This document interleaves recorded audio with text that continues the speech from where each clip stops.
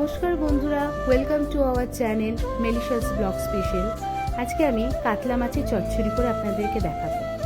বাড়িতে যখন অনেক লোক থাকে এবং মাছের সংখ্যা প্রায় কম থাকে তার তুলনায়, তখন এই রেসিপিটা আপনারা চটপট বানিয়ে নিতে পারেন। খেতেও বেশ মুখরোচক হয়। তাহলে চলুন দেখি। প্রথমে আলুগুলোকে স্লাইস করে কেটে ভালো করে ধুয়ে জল ঝরিয়ে রেখেছি। তারপরে পেঁয়াজগুলোকে লম্বা লম্বা করে কেটে নিয়েছি। সাথে আমার কাছে দুটো কাতলা মাছের পেটি ছিল, সেটিকেও টুকরো করে কেটে নিয়েছি।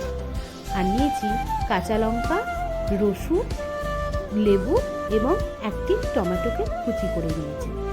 যেহেতু এটা চচ্চড়ি, এটা আমি কড়াইয়ে বানাবো, তাই ধুয়ে রাখা আলুগুলিকে সর্বপ্রথম দিয়ে দিলাম। তারপরে কেটে রাখা পেঁয়াজের কুচিগুলো ওর ভেতরে অ্যাড করলাম। তার সাথে সাথে অ্যাড করলাম এবার কেটে রাখা মাছের টুকরোগুলো, কয়েকটা কাঁচা লঙ্কা, কিছুটা রসুন কুচি, তার সাথে অ্যাড করছি আরও কিছুটা কেটে রাখা টমেটোটা আপনি বেশিও দিতে পারেন, যেহেতু আমি লেবু ব্যবহার করছি তাই টমেটোর পরিমাণটা আমি একটু কমিয়ে দিচ্ছি। এরপর স্বাদ মতন নুন দিয়ে দিলাম, আর তার সাথে সাথে পরিমাণ মতন হলুদ, এবং সবশেষে লেবুটিকে আমি ভালো করে চিপে নিয়ে ওর ভেতরে দিয়ে দিলাম।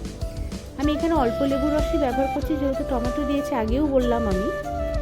এবার এর সাথে সাথে আমি এর মধ্যে অ্যাড করব কাঁচা সর্ষের তেল। প্রায় আমি 2 থেকে 3 টেবিল স্পুন আমি এখানে সর্ষের তেল ব্যবহার করছি। এবার সমস্ত উপকরণগুলিকে আমি খুব ভালোভাবে মিশিয়ে নেব। ভালোভাবে দেখুন আমার মেশানো হয়ে গেছে। এরপরে এর ভেতরে খুব সামান্য একটু জল অ্যাড করছি এবং এটিকে আমি সরিয়ে প্রায় 5 থেকে 10 মিনিটের জন্য রেখে দিয়েছিলাম।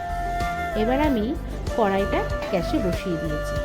প্রথমে কড়াইটা গ্যাসে বসিয়ে রেখে হাই ফ্লেমে 2 থেকে 3 মিনিট আমি এটাকে ফুটিয়ে নেব। 2 থেকে 3 মিনিট পর ফোটানো হয়ে গেলে দেখুন আমার আরও জল ওর মধ্যে থেকে বেরিয়ে এসেছে। এবার গ্যাসের ফ্লেমটা মিডিয়াম টু লো ফ্লেমে রেখে আমি রান্নাটাকে করে নেব এবং বারবার ঢাকা আমি এবং ঢাকা খুলে করে রান্নাটাকে বারবার ঢাকা দিয়ে এবং ঢাকা বন্ধ করে মিশিয়ে নেব। দেখুন এবার জলটা আমার অনেকটাই শুকিয়ে গেছে।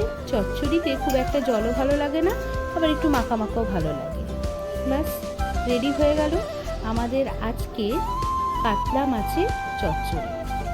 বাড়িতে একবার অবশ্যই আপনারা ট্রাই করে দেখবেন। আশা করি আপনাদের জিনিসটি খেতে খুব ভালোও লাগবে।